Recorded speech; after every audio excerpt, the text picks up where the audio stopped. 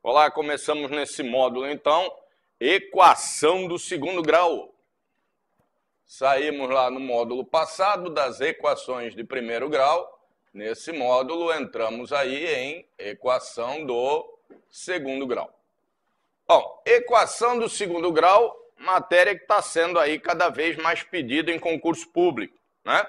E os exercícios que aparecem, que são da matéria de equação de segundo grau, são exercícios também elaborados, né? Da mesma forma que os exercícios de equação de primeiro grau. Agora, para você que está esperto aí, está estudando, é muito melhor torcer para que caia um exercício de equação de segundo grau do que caia um exercício de equação de primeiro grau. A equação de primeiro grau, por ser mais simples, fica muito mais fácil do examinador elaborar muito bem aquele exercício. E o exercício, quanto mais elaborado, mais carece de interpretação. Então, os exercícios de equação de segundo grau, pela equação ser um pouco mais complexa do que a de equação de primeiro grau, a elaboração já não é tão grande assim. O examinador já não tem lá formas de elaborar com tantas minúcias, né? Como ele elabora os exercícios de equação de primeiro grau. Então, nesses módulos aí, a primeira parte teórica, né, depois a exploração dessa parte teórica lá nos exercícios comentados, eu vou chamar sempre a atenção de como resolver o exercício sem utilizar a equação de segundo grau. Resolveremos pela equação, porque alguns não dá para sair, né?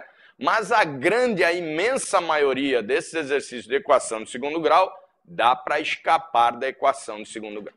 Tranquilão? Bom, equação de segundo grau é toda a equação na fórmula ax² mais bx mais c igual a zero. Então, toda a equação na forma ax² mais bx mais c igual a zero é considerada uma equação de segundo grau. Percebam que, para caracterizar uma equação, você precisa ter uma igualdade. Ora, porque se não for uma igualdade, é uma desigualdade. E se for desigualdade, não é equação, e sim inequação, né? Então, temos lá uma igualdade. E para ser equação de primeiro grau, eu preciso ter uma variável elevada à primeira. E apenas isso. Para ser equação de segundo grau, eu preciso que pelo menos uma das variáveis esteja elevada ao quadrado. Então, está lá caracterizado a equação de segundo grau. Mas percebam que, se eu tiver apenas ax² igual a zero, isso também é uma equação de segundo grau. Ela não precisa ser uma equação assim, onde temos os três elementos, que é chamado de trinômio, né? Basta que ela tenha uma igualdade e que ela tenha uma variável elevada ao quadrado. Esse A é o elemento que dá valor à variável do termo do segundo grau. Ou seja, é o coeficiente. Então, se eu digo que são 2x², eu estou dizendo que o A da minha tipologia de equação de segundo grau vale 2. Tranquilo? Então, o A é o elemento, é o coeficiente que dá valor ao termo, à variável do segundo grau. Pode ser maior que zero, pode ser menor que zero, só não pode ser zero. Claro, porque se A valer zero, nós vamos ter inexistência de variável de segundo grau, né? Ou seja, 0x² significa inexistência de x². Ou seja, não é uma equação de segundo grau. B é o coeficiente do termo do primeiro grau. Ou seja, é ele que dá valor à variável que está elevada à primeira. É ele que dá valor ao termo do primeiro grau. Esse sim, como numa equação de segundo grau, eu só preciso ter o quê? A igualdade de uma variável elevada ao quadrado.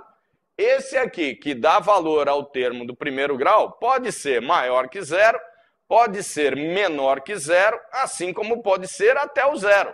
Ou seja, seria uma equação de segundo grau, onde b igual a zero, não existiria o termo do primeiro grau.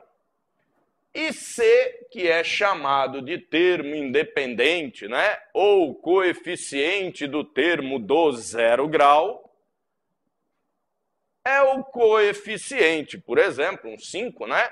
É o coeficiente que dá valor à minha variável subentendida ali elevada a zero. Tranquilo? Tudo isso igual a zero, temos aí uma equação do segundo grau que está dizendo que este trinômio, se resolvido, terá que ter valor nulo. Ou seja, resolver uma equação significa buscar o valor que, substituído no lugar da variável, dá valor verdade verdadeiro àquela sentença. Desenvolver uma equação do segundo grau significa encontrar o valor ou valores possíveis que, substituídos no lugar do x, vão dar valor nulo a esse trinômio. Ou a qualquer uma equação de segundo grau, né? Se essa equação for uma equação desse tipo que está em cima, chamado de equação do segundo grau completa, para sua resolução, nós utilizamos fórmula, né? Fórmula conhecidíssima, né? Que é a fórmula lá resolutiva de Bhaskara, que diz que o x que eu quero encontrar vai ser igual a menos b, mais ou menos a raiz de um tal de delta sobre 2a. Então, para eu descobrir o valor do x da minha equação, eu vou desenvolver essa equação utilizando essa fórmula.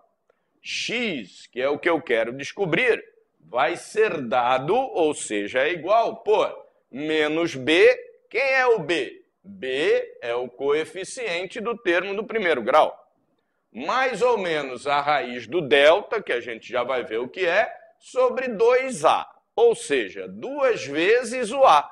2 vezes o coeficiente do termo do segundo grau. E esse delta que está aqui dentro da raiz, que é chamado de discriminante da equação, vai ser dado por b ao quadrado menos 4 que multiplica a, que multiplica c. Então, interessante, calculo primeiro o delta, implemento o resultado dentro da raiz, extraio a raiz e aí eu posso continuar a resolver a equação do segundo grau. Percebam que é um processo que, às vezes, dependendo do tamanho dos números, é um processo demorado. Por isso a importância lá nos exercícios comentados de eu mostrar a resolução via fórmula e mostrar também, quando for possível, e como eu já disse, na maioria das vezes é possível, como escapar dessa equação do segundo grau. Bom, esse delta aqui, que vai dentro da raiz, ele é chamado de discriminante da equação porque ele indica 3 formas possíveis de resultado quanto a essa equação. Bom, calculei o delta aqui. O resultado desse delta pode ser maior que zero, né? Pode dar aqui como resultado um número positivo. Então, esse é o nosso primeiro caso, delta maior que zero. Vamos imaginar, eu pego o resultado desse delta aqui, ó, que é maior que zero, e coloco dentro da raiz. Digamos que esse delta aqui resultou no número 25. Eu fiz lá b ao quadrado, coeficiente do termo de segundo grau ao quadrado, ó, 9, menos 4 que multiplica a, que aqui é o 2, vezes c que multiplica aqui, que é o 5. Nesse caso aqui, como eu chutei esses valores, vai dar um delta negativo, né? Porque vai dar 9 menos 8 menos 40. Então, 9 menos 40 aqui vai dar menos 31. Então, é um dos casos do delta, não é esse primeiro caso. Mas digamos que nesse cálculo, em uma determinada equação, o delta deu 25, ou 16, ou seja lá o número que for, que é maior que zero, que é o primeiro caso de delta. Eu vou pegar esse valor e vou colocar aqui dentro da raiz. Então, vamos pegar um número que seja raiz de quadrado perfeito, fica mais fácil de entender. Deu 25, coloco 25 aqui dentro. Raiz de 25 é 5. Aí imagina, menos b mais 5, menos b menos 5. Vai dar o mesmo valor ou vai dar valor diferente? Imagina que aqui vale 10. 10 mais 5, 15. 10 menos 5, 5. Portanto, sempre que o delta é maior que zero, eu tenho duas soluções possíveis. Por isso que se diz que, para delta maior que zero, a equação vai apresentar duas raízes reais diferentes. Então, sempre que o delta for maior que zero, eu já sei que eu tenho dois resultados possíveis. Ora, para ficar mais simples de entender, se eu pegar aqui o delta e ele der, por exemplo, o tal do 25, quais são as raízes que dão à raiz de 25 um resultado correto? Não é 5 e menos 5? Porque 5 vezes 5 é 25. E menos 5 vezes menos 5 também é 25. Isso não quer dizer que seja o resultado do x, tá? Então, quando delta maior que zero, a equação vai apresentar dois resultados possíveis, ou seja, duas raízes reais diferentes. Mas esse delta pode ser negativo, como a gente acabou de ver para esse caso aqui, né? Daria menos 31. Então, é o segundo caso de resultado de delta. Delta menor que zero. Para delta menor que zero, vamos ver. Vou colocar... Não, vamos fazer primeiro, para ir na ordem aqui, para ficar mais simples, um delta igual a zero. Tá? Não é esse que a gente acabou de ver. Então, vamos fazer primeiro um delta igual a zero. Ele pode ser maior que zero, igual a zero e depois menor que zero. Um delta igual a zero. Imagina, calculei o delta e aqui deu zero. Vou pegar esse zero e colocar dentro aqui da raiz. Raiz de zero é zero. Um número qualquer mais zero, um número qualquer menos zero, é claro que vai dar o mesmo resultado. Portanto, no caso do delta ser igual a zero, a equação sempre vai apresentar duas raízes, raiz e resultado é a mesma coisa, tá? Duas raízes reais, só que agora, ó, duas raízes reais iguais, né? Porque eu vou ter um mesmo resultado, porque raiz de zero é zero, e qualquer número adicionado a zero é igual a esse mesmo número subtraindo zero, claro, né? 10 mais zero. 10. 10 menos 0, 10. Tranquilo? Mas esse delta, então, como eu ia colocar antes e resolvi colocar no final, pode dar negativo, ou seja, terceiro caso do delta. Delta menor que zero. Para o delta menor que zero, vai vir aqui dentro um número negativo. Então, imagina, aqui deu menos 16. Então, esse menos 16 vai vir aqui dentro da raiz. Aí, cuidado, porque a gente costuma dizer assim, raiz de 16, 4. Raiz de menos 16, menos 4. Claro que não, né? Raiz de 16 é 4. Raiz de menos 16 não tem solução nos reais. A gente só consegue resolver raiz de índice par de número negativo dentro do conjunto dos números imaginários, né? Aquela partícula I que nós falamos lá no nosso primeiro módulo, que agora estamos já no módulo 52, aquela partícula que nós vimos lá no conjunto dos números imaginários, que vale raiz de menos 1, que é o I, serve para resolver, então, raízes de índice par de número negativo. Não é menos 4, porque menos 4 vezes menos 4 vai dar 16 também. Então, a raiz de menos 16 vai ser 4i, né? No caso dos reais, a equação não apresenta solução. Então, não apresenta raiz real.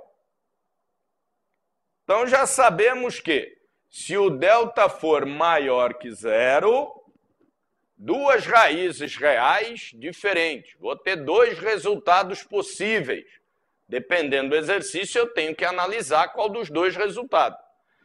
Como aqui tem mais ou menos, não significa que, apesar de ter o mais ou menos aqui, não significa que uma das raízes vai ser positiva e a outra negativa. Pode ser as duas positivas, as duas negativas, ou uma diferente da outra, uma negativa, outra positiva. Tranquilo? Dependendo do exercício, se o delta for maior que zero, eu tenho duas raízes reais diferentes. Aí você tem que observar no exercício qual das duas é a resposta do exercício. Por exemplo, está falando em idade. Delta é maior que zero. Você achou duas raízes reais diferentes. Uma deu 8, outra deu menos 2. E está falando de idade, ninguém tem idade negativa. Tranquilo? Então, no caso de duas raízes reais diferentes, você tem que observar a proposta do exercício para poder responder da forma correta. Geralmente tem as duas alternativas, cuidado com isso. Bom, resolvendo a equação, eu vou descobrir os valores que, substituídos no lugar do x, dão valor verdade àquela equação. Ou seja, tornam esse trinômio igual a zero. Tornam esse trinômio nulo. Muita utilização dentro de prova, esse tipo de equação. Vamos tomar cuidado com uma coisa. Cuidado com aquela ideia escolar que diz que na hora de substituir na fórmula, é só lembrar que o A é o primeirinho, o B é o segundinho e o C é o terceirinho. Lembre-se que na prova, para concurso, o examinador não pode alterar as variáveis da fórmula, porque as variáveis da fórmula estão na fórmula e a fórmula está lá na sua cabeça. Agora, o examinador pode mudar aqui a ordem com que ele coloca o primeiro termo, o segundo termo e o terceiro termo, hein? Então, cuidado com isso. Variável A, B e C é uma variável didática, para a gente saber quem é que vai substituir na fórmula. Então, o ideal é que você lembre que A da fórmula é o valor do termo do segundo grau.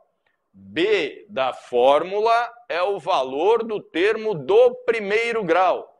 E C da fórmula é o valor do termo independente ou do coeficiente do termo do zero grau. Tranquilão? Bom, também útil para essa matéria são aquelas expressões que acabam aparecendo em exercício, que são chamados de produto notável.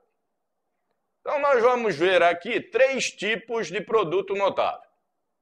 Primeiro deles, quadrado da soma. Segundo aqui, quadrado da diferença. E o terceiro aqui, soma pela diferença. Então, em vários exercícios, o enunciado elaborado acaba se transformando num desses 3 produtos notáveis. Como é que resolve isso? Esse primeiro tipo aqui, quadrado do primeiro, mais 2 vezes o primeiro pelo segundo, vezes o segundo, mais o quadrado do segundo. Esse segundo aqui, quadrado do primeiro, menos 2 vezes o primeiro vezes o segundo, mais o quadrado do segundo. Então, o que muda de um para o outro? Ora, se for o quadrado da soma, né, o quadrado aqui da adição, ali é mais, aqui também é mais. E se for da diferença, aqui é menos, ali também é menos. A segunda operação aqui, ó, que é onde o povo acaba se confundindo, é sempre uma adição. Tranquilão? Bom, deixa eu diminuir isso aqui para não pegar no outro ali de cima. Esse cara aqui de baixo, que é a soma pela diferença, é feito primeiro pelo primeiro, primeiro pelo segundo, segundo pelo primeiro e segundo pelo segundo, sempre por multiplicação. Então, nós temos aqui x vezes x, que vai dar x ao quadrado. X vezes menos y, menos xy. Y vezes x, mais xy. E y vezes menos y, menos y ao quadrado. Então, está lá desenvolvida a coisa. Claro, esse cara vai cortar com esse, vai sobrar x ao quadrado menos y ao quadrado nesse caso. Claro que dentro dos exercícios, os valores absolutos substituem as variáveis aqui, para que você possa fazer esse produto notável. Tranquilão? A partir do próximo bloco, nós vamos pegar essa matéria aqui, bem simplesinha, né, que nós vimos aqui, e vamos aplicar dentro do que é o interessante dessa matéria. Verificar como que se aplica essa coisa aqui dentro de exercício. Tranquilão?